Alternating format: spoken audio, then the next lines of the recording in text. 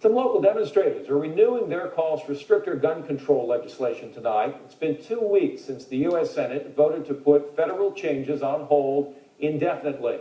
San Diego 6's Derek Stahl live in studio to explain why protesters say now is the time to put the pressure back on. Derek. Good evening. The Senate vote was a major defeat for gun control supporters, but they say the issue is far from over. Senators John McCain and Charles Schumer are predicting another vote before the end of the year. Supporters are targeting one element of the legislation above all others. What do we want? When do we want them? Now. With shootings like Newtown in mind, dozens of demonstrators rallied near Mission Bay. You and I got to keep up the work. Calling for background checks on all gun sales. It's something the state of California already requires. The reason that we need it at the federal level and not just at the state level is because our country is only as safe as the federal laws protect us to be. We say end the violence.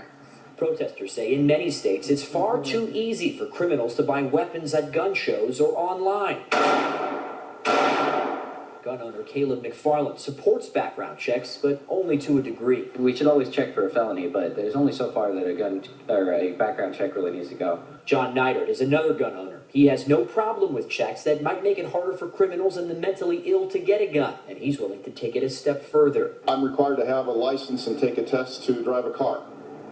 I don't see that much of a stretch to say you're going to have to be registered to own a gun. Background checks do not work. Michael Sanchez opposes background checks entirely. We all have to feel like we're doing something, but at the same time, why inconvenience law-abiding citizens who are just trying to protect themselves? A number of polls have shown about 90% of Americans support universal background checks. Demonstrators say if this Congress won't support them, they'll find leaders in the midterm elections who will.